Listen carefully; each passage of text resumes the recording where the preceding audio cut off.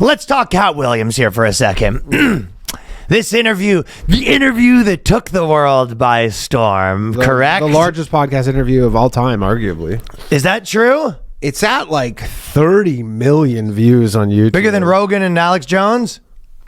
Well, you don't get the numbers, I guess. So I guess that's the problem. Is this is the only one where there's like just legit numbers released, but 40 million views currently. Just on YouTube. Just on YouTube for a almost 3-hour podcast. Yeah.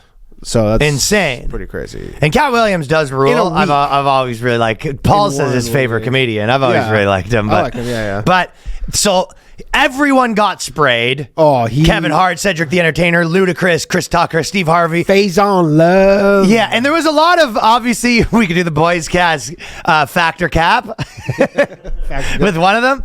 But I just want to say, for me, I kind of related to what he was saying about the black community, because when I did my Mark's Work Warehouse commercial, they made me suck him off.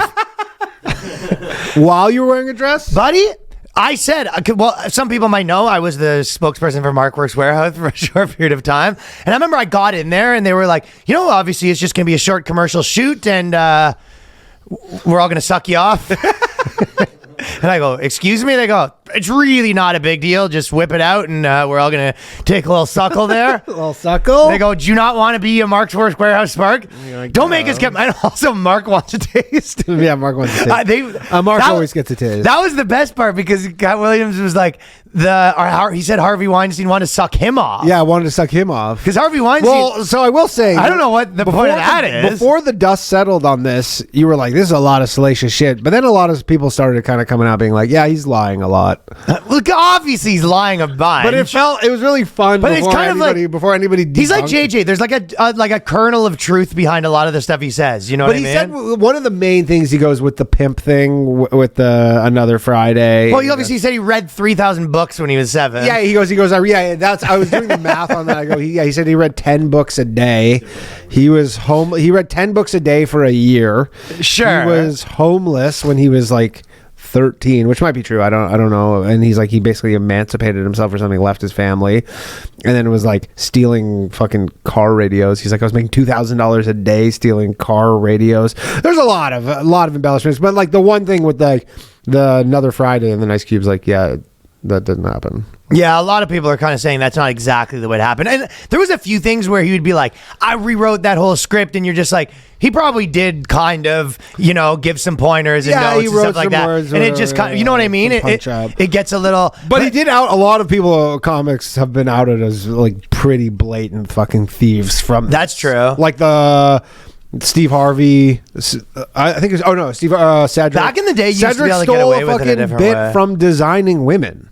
The TV show Designing Women had like someone did a side by side, and literally there are some things though, and I think that other people have said a version of this, but there's sometimes when they go, oh, this bit was stolen from this bit, and you kind of look at it and you're just like, I've heard 1,000 people do that bit. You know what I mean? I didn't see that one. I'm just saying there are some things where you're just like, I think Nate Bargatze said this on a podcast too, but it was kind of true. He's like, we all know in our normal life, someone will be like, oh, that guy took the bit from him, and he said some version of like, y'all should be both embarrassed to be doing that. You know what I mean? It's a thing where we go, how many people do you know that is like, oh, I have that. I'm on every dating app, Tinder, Hinge, Airbnb, Uber, like whatever. There's just like so many bits where you're just like, it's almost like this one was public domain. And sometimes you've done bits where you're just like, yeah, this is not great. I'm sure that. So I'm not saying everything I've ever done is amazing. Where you're just like, if someone's like, oh,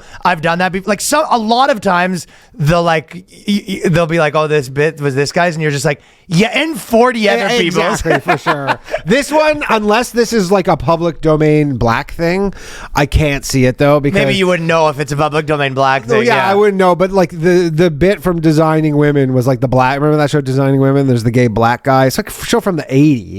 And then the black guy's like, yeah, I was talking to this guy. His name, he's going, you can call me Bomanicious.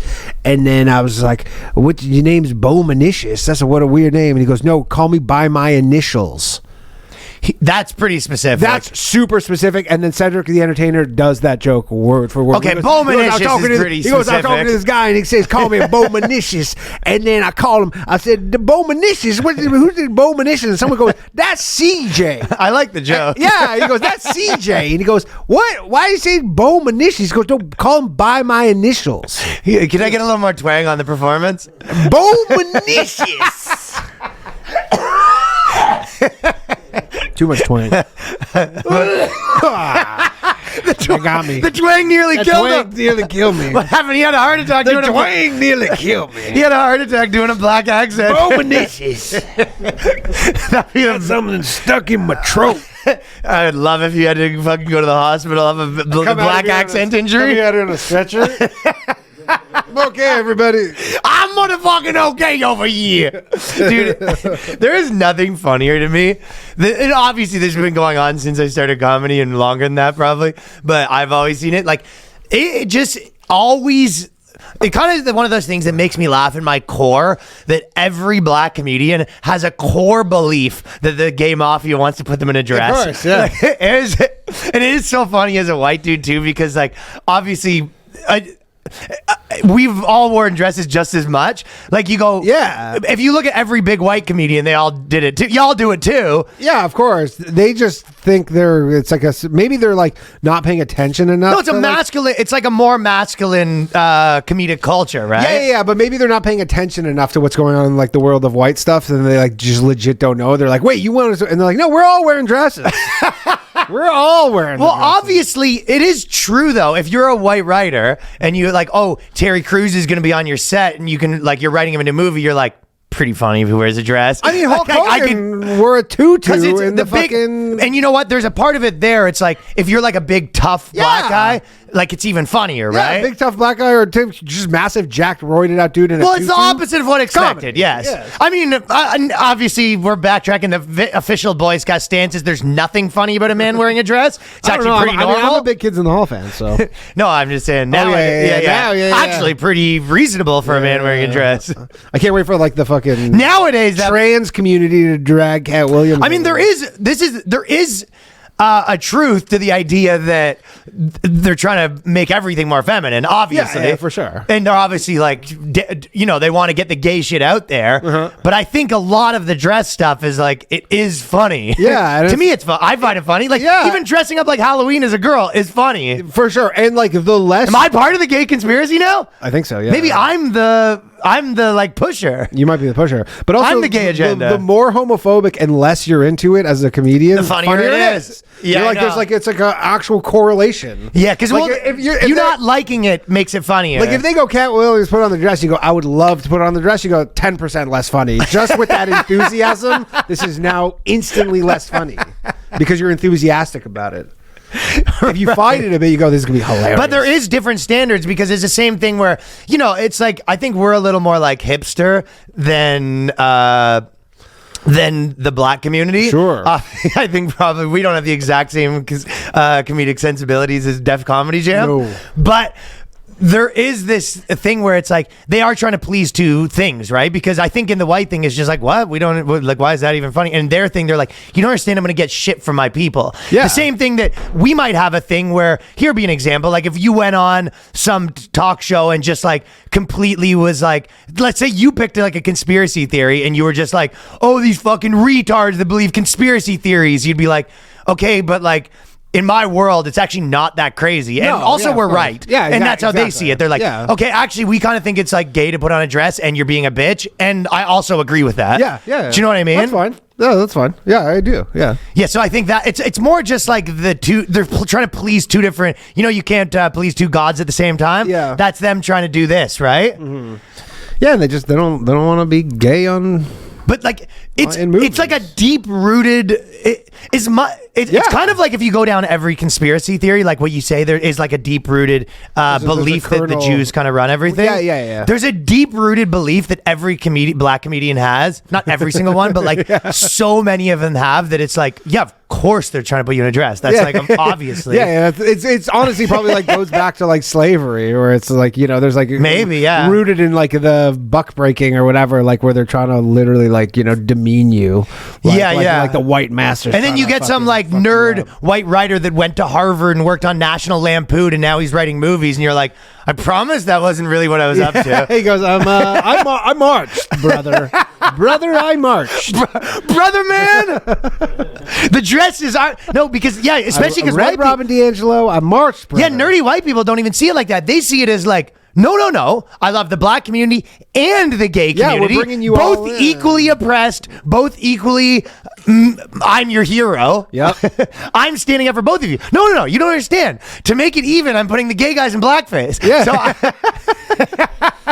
what it comes down to at the end of the day is there's a Jewish gay agenda. Yeah. That's it. That's all it is. I think that's what's going on. Because there were a lot of people, if you look in the comments, you go, it's the Jews that are trying to put you in the dress. They literally go, who's putting them in the dress? Who exactly? Who's putting everybody in dresses, though? Hell yeah. You're right, though, because that is good. Yeah, dude, there's nothing I love more than the fucking OG black. Dude, if you watch Dick Gregory videos. Yeah. So I was in a wormhole where I was getting really into like the old, like you know how Chappelle kind of became like the philosopher style comedian? Yeah. There was like a lot of them that kind of like in their later years became a philosopher, like really sitting on the stool kind of, you know, like. It's quite problematic, I understand. What's problematic? Sitting on a stool. But we'll get to that. Yeah, I know what he's talking about, but it doesn't matter right now. But just the like really sort of getting down to business, letting people have it. Like, you know, let's level with you. It's the brother man, right? Yeah. It's also the white teacher that would, you know, come on, kids, like let's rap, right? Let's rap. But Dick Gregory, if you go watch his old videos, type in Dick Gregory Cosby. He has like a 4-hour interview and then a 2-hour one, and it's like. The whole thing is about how like Bill Cosby's super innocent, by the way. Yeah. And the theory is pretty funny. His theory is like essentially that Bill Cosby didn't want to make this new movie, or like he didn't want to make another show that they want to make, or he didn't want to do something that the industry wanted him to do. So that's how they like got all the girls to accuse him of that. Okay. But like there is not a single like black event that he like can't explain, like really conspiratorial, like Tiger Woods cheating was a conspiracy. Like there's not a single one, and it's like, and and the way he says it is like, we have a lot of buddies like this that are just like, you're a sheep. It's very you're a sheep energy. I love it. I gotta go watch it. Yeah, dude, you have to check this out. It's very like, and they'll be like, so they'll kind of, I'm paraphrasing stuff, but it's like essentially he's like, so they got all the girls to accuse Bill Cosby, like they were all in on it. And he was like, you know, if you're not gonna listen, I don't even have to. It's like very, you know, I instantly love this guy. Listen, if you want to be in the Matrix, you can be in the Matrix. Like he's kind of OG Matrix guy. His energy, he's saying it in a blacker way, right? Obviously, but his whole thing is like, who are these people? Like, I'm wasting my time. I'm wasting my time talking to these people because it's 1 + 1 = 2 for him. Right? Yeah. He goes, this is so obvious. Like, what don't you get? Yeah, and there probably is some like kernels of truth to like all the stuff he's saying. You know what I mean? Yep. But that's awesome. Like it is possible that like a lot of people knew about these things and he pissed off the wrong person and then they released the info. Like, of course there's some, but there's not a single event that can't be explained I imagine he doesn't by the gay mafia to this guy, right? Yeah. I can't imagine he has too much evidence backing up his claims, but he seems like, I'm sure even Bill Cosby's like, it wasn't. Honestly, he would spit on you right now if he saw Danny's energy. This is the energy that the reporter gives him sometimes, and he does not take kindly to it. I love it. But he's also like 80 or something, right? Oh, he's really old. He's dead now, I think, right? Yeah, I think he died. Yeah. Right. But there's a lot. But rest in power, brother. It's like it's just my favorite thing that it's like it really is like a deep-rooted belief that that's the goal, is to get you in a dress, right? Yeah.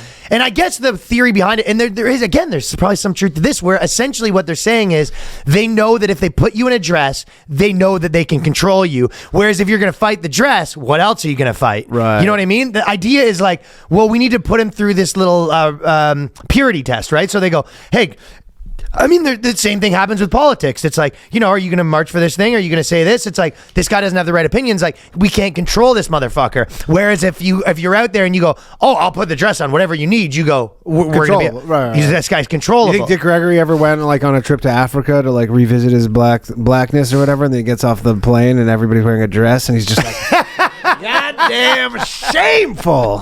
What's going? They got to you too, huh? They're all wearing dresses.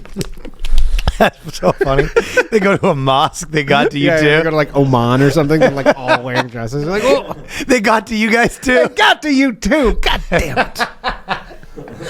So that's just always my favorite thing. So I love it when it kind of pops up because it's just like such a funny conspiracy and it's so specific. You know what I mean? And also it was like because Chappelle talks about it a lot too, right? And he was like, I was just in my trailer smoking weed or whatever, and they're like, hey, we want to put you in a dress for this script, and it was like. The funny part to me was even too, he was like, I'm sitting in my trailer, like smoking weed all day. And it was just like, I mean, I could see if you were sitting in your trailer smoking weed all day. And then, they have this new scene. And then the person comes in, they're like, we wrote a scene. And you're like, kind of like a little paranoid. And they're just like, yeah, we want you put in a dress. And they're all just like, these white guys just sort of skulking over you. And you kind of like, the fuck is this? Yeah. Like I could see that easily being like, what are you fucking honkies up to? Honky.